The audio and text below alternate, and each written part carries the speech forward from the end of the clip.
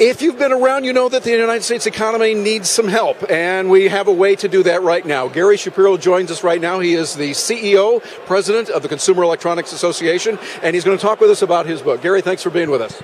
Thank you, Terry. Thanks so much for coming to the Consumer Electronics Show. Well, got to be here. It's the land of gizmos, gadgets, and geeks galore, as I like to say. Love it every year. Absolutely. You know, this event is what just excites me because we see innovation here. We have 2,700 companies, and we get 125,000 people, including 25,000 people from abroad.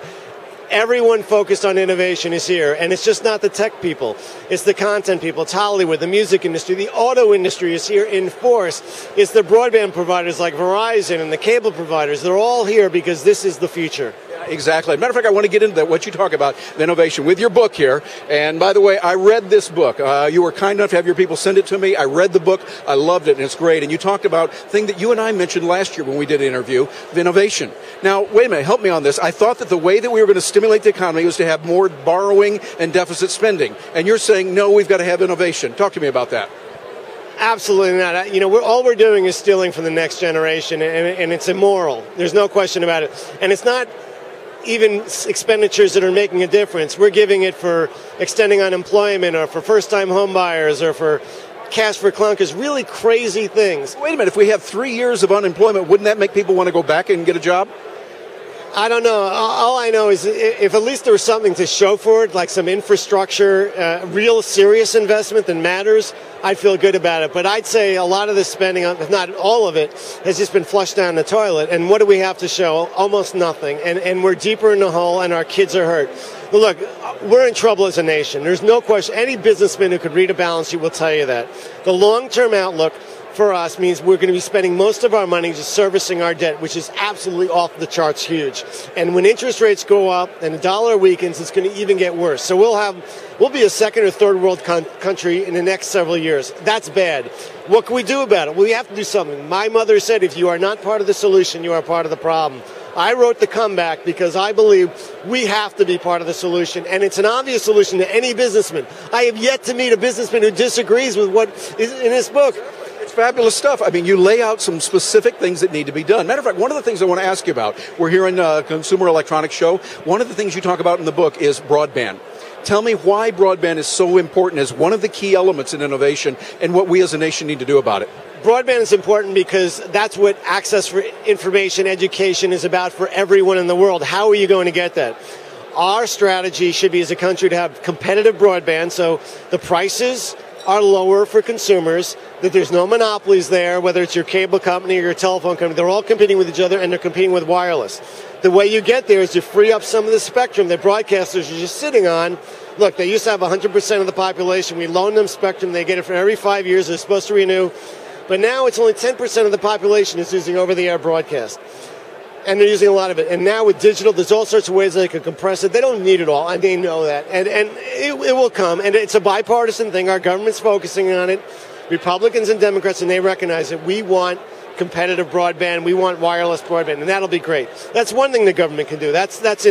We talk about that in the book, and that's what it's about. Exactly, and we can see that's going to be very important because a lot of folks that we're watching are using Skype, and we're using Skype extensively because we need the broadband to be able to do those types of things. Totally. If you want Skype, you need broadband. Everything you don't want to do in the future is require broadband. In fact, this entire CES, the entire trade show here, is based on connecting to the internet with new and all sorts of different devices.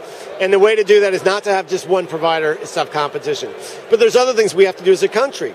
Now, given the economic straits we're in, there's three choices. You could raise taxes, you could cut spending, or you could grow the economy.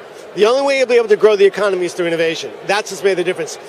Being an American, we're unique. We're descended from people who came here from a better life, and every generation struggled for the next generation. We haven't. But being people here for a better life, we're people who think we can do things better. Plus, we have this great thing called the First Amendment, which says you can come up with a new idea, and the government can't quash you down because you're affecting some old business's idea. And that's what makes us great, and we got to foster that. We got to say, you know, we're innovators here. Innovation is good. Entrepreneurs is good. Stop protecting the old guys. Stop with the bailouts. Let's move on.